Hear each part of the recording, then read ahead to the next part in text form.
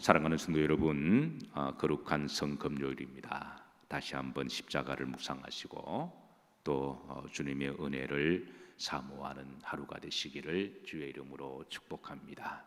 자, 오늘 본문의 말씀의 기도 제목은 의인의 절규와 기도입니다. 12절부터 이제 18절까지인데요.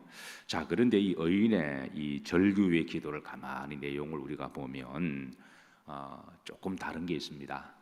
우리가 일반적으로 절규할 때에 우리가 간절히 기도할 때 가슴을 치고 기도할 때에 보편적으로 개인의 고난과 고통을 당할 때, 또 개인이 억울한 일을 당할 때, 개인이 무시를 당할 때, 힘들고 어려울 때에 그때 우리가 절규하는 기도를 하게 되죠. 그런데 오늘 본문의 의인의 기도는 개인의 고통과 개인의 아픔에 대한 그런 문제 때문에 절규하는 기도가 아닙니다. 무엇에 대한 절규에 대한 기도냐? 우리가 11절까지 말씀을 살폈지만 그 악인들이 하나님에 대해서 조롱하고 하나님을 멸시하고 하나님이 없다라고 대적하고, 그리고 하나님은 무정하시고 자비하다, 이 하나님에 대한 그런 멸시와 조롱에 대한 그런 영적인 안타까움에 대한 절규입니다. 그러니까 다른 사람들의 고통과 개인의 문제로 하나님 앞에 절규하는 그런 기도와 조금 차원이 다른 거죠. 자, 이제 말씀을 한번 보십시다. 자, 이 의인의 기도 내용이 이런 기본적인 그런 자세를 가지고 기도하는데요. 자, 12절 여호와여 뭐하옵소서, 일어나옵소서. 하나님이여 뭐를 도옵소서, 손을 도옵소서. 이제 의인화시켜서 기도하는데요. 그동안 악인들이 하나님에 대해서 멸시와 조롱하기를 하나님은 주저앉아 계신다, 하나님은 아무런 일도 하지 못하신다, 하나님은 능력도 없으시다, 게다가 하나님은 가난한 자들, 고아들, 억울하고 힘없는 자들이 어려움을 당할 때 아무런 일도 할 수 없는 무능력하시고 무정한 하나님이시다. 여기에 대한 의인의 반박의 기도입니다. 그래서 하나님이여 일어나옵소서, 하나님이여 손을 드셔서 하나님이 살아계심을 드러내시고 악인들을 심판하옵소서. 후렴절에 보시면 가난한 자들을 잊지 마옵소서. 하나님은 가난하고 힘없고 연약한 자들을 살피시고 긍휼의 하나님이시고 돌보시는 하나님이지 않습니까? 하나님이여 이제 일어나셔서 하나님의 살아계심을 드러내옵소서라고 하는 의인의 기도입니다. 우리가 지난번 말씀을 살폈지만 악인들의 이제 그 마음속에는 4절에 보면, 자, 중반절에 여호와께서는 감찰하지 아니하신다, 이 악인들의 그런 하나님 멸시의 말이었거든요. 6절에 보시면 이제 나는 흔들리지 아니하며, 그러니까 악인들이 아무리 악한 짓을 하더라도 자기 흔들리지 아니하고 하나님의 심판을 받지 아니하신다. 왜? 하나님은 없기 때문에. 이 이제 악인들의 항변이죠. 11절입니다. 하나님이 잊으셨고 그의 얼굴을 가리셨다. 그러니까 하나님은 얼굴을 가리고 보지 못하는 하나님입니다. 자, 여기에 대해서 지금 의인이 이 말을 듣고 너무 하나님을 조롱하고 무시하고 멸시함에 대한 의분이 일어남에 대한 기도입니다. 자, 13절 보십시다. 어찌하여 악인이 하나님을 뭐하며 멸시하며. 지금 의인의 의분은 바로 이런 부분입니다. 하나님을 조롱하고 멸시를 한다. 개인적으로 내가 어려움을 당하고 고난을 당하는 것은 그건 또 다른 문제입니다. 우리가 믿음 생활하다 보면 우리가 개인이 억울하기도 하고 넘어지기도 하고 고난을 당할 때가 있어요. 그것도 안타까운 일이죠. 그러나 의인이 당하는 영적인 고난은, 영적인 고통은 이것보다도 내가 무시를 당하는 것은 그래도 괜찮은데, 어떤 사람이 우리 믿는 사람들을 막 야단칠 때에 뭐 우리 개인을 야단치는 것은 그래도 괜찮습니다. 그런데 내가 믿는 하나님을 조롱할 때,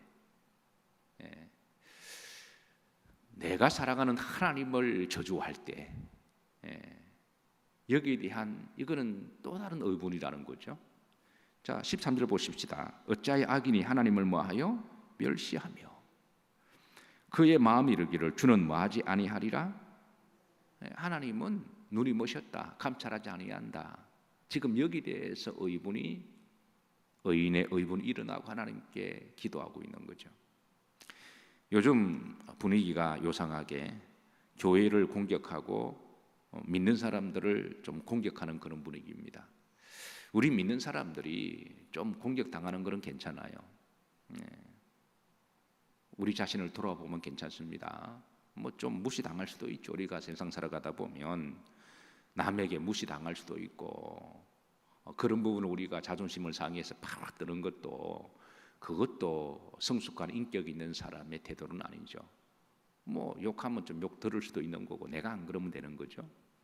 그런데 한 발 더 나아가서 교회를 욕할 때, 예수님을 욕할 때, 하나님을 욕할 때, 이거는 또 다른 문제라는 거예요.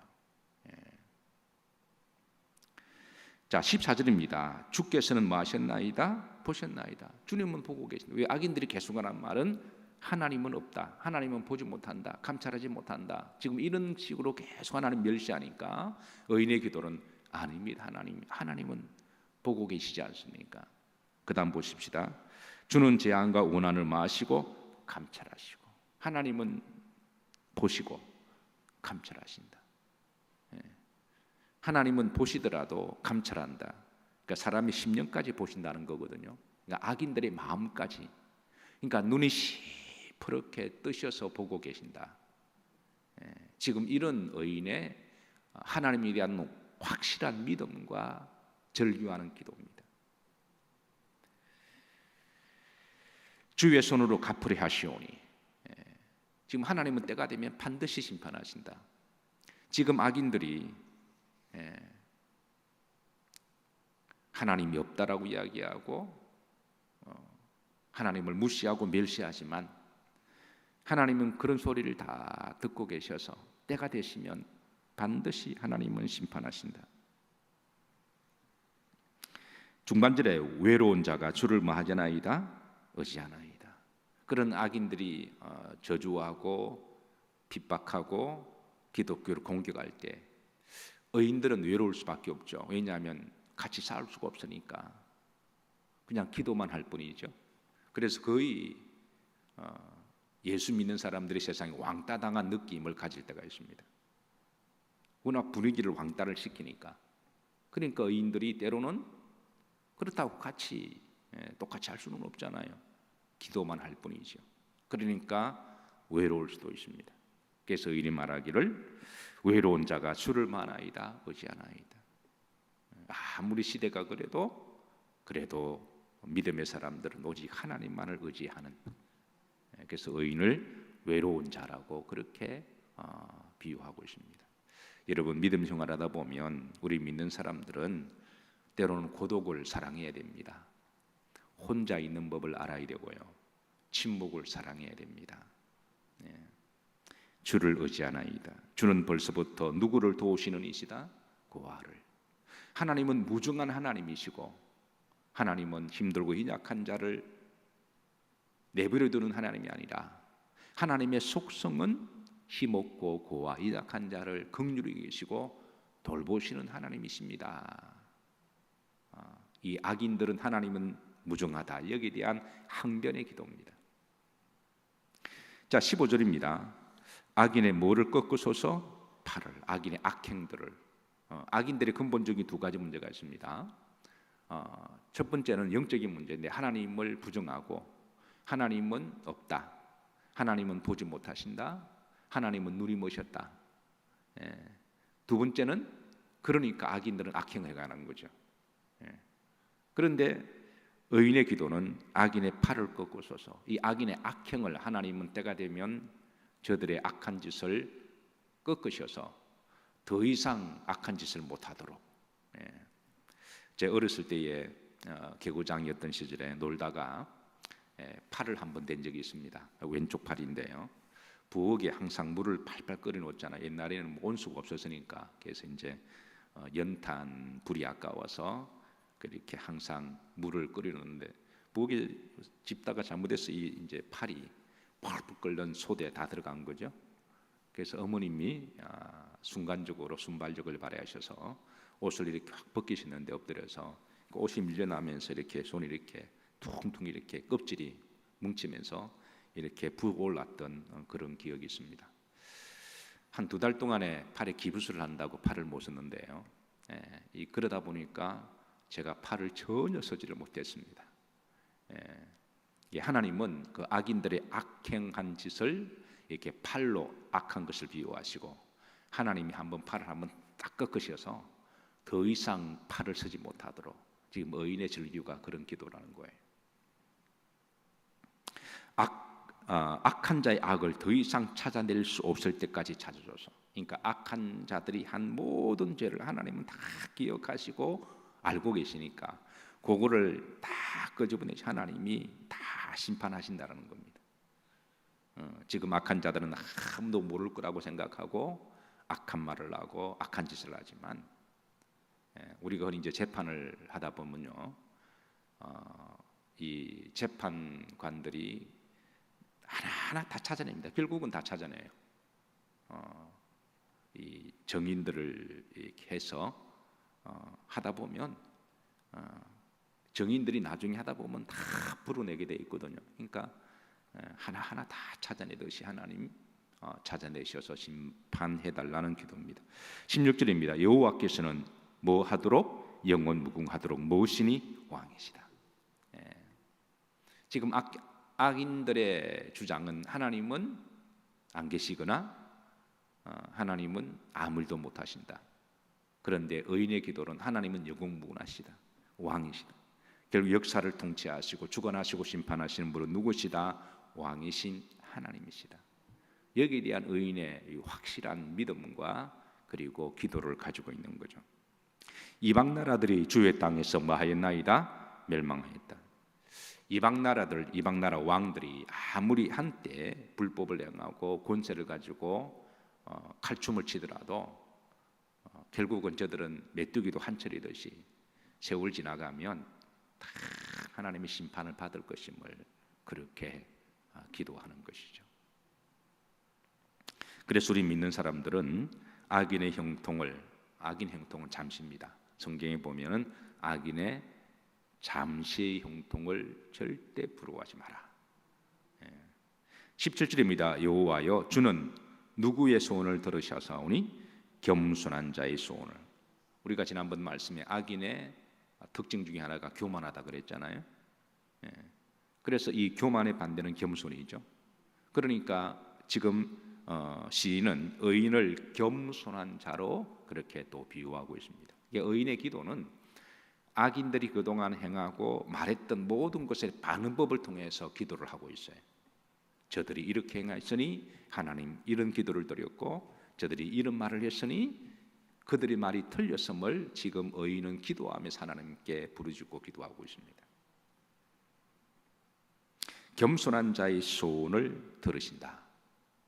사랑하는 성도 여러분, 오늘도 혹이라도 교만을 멀리하시고 하나님의 속성과 또 의인의 속성은 겸손이니, 십자가의 은혜가 겸손이니 겸손한 하루가 되시기를 주의 이름으로 축복합니다.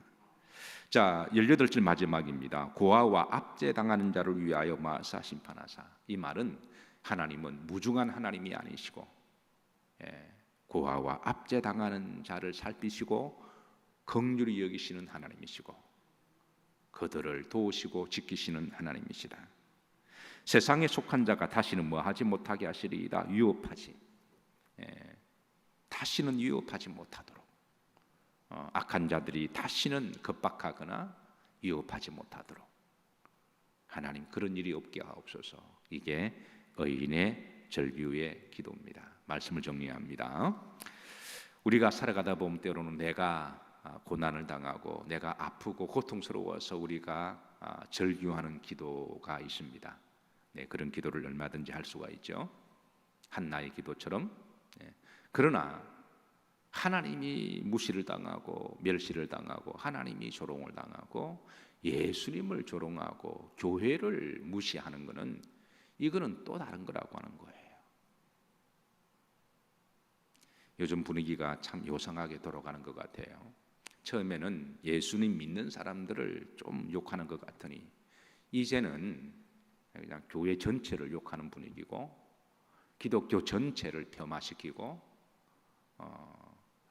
그런 분위기를 나아가서 우리 믿는 사람들이 많이 마음이 아마 불편할 거라고 생각합니다. 그러나 하나님은 살아계시고 하나님은 지켜보시고 감찰하시고 그리고 역사를 주관하시고 통치하시는 분은 하나님이십니다. 때가 되면 반드시 하나님은 정리하시는 하나님이시고 그러니 이럴 때 우리 믿음의 성도들은 더욱더 의인의 신앙과 자리를 지켜서 그래서 기도하시고 잘 이기시고 견디시고 믿음으로 승리하시기를 주의 이름으로 축복합니다. 기도합니다. 하나님, 거룩한 성금요일 새벽에 주 예수님께 조용히 나와 예배드리고 기도하게 하심을 감사드립니다. 마지막 시대 알곡과 가라지를 나누시듯 오 하나님, 환난과 핍박 가운데 알곡 성도들이 되게 해 주옵소서. 예수님 이름 받들어 축복하며 기도하옵나이다. 아멘.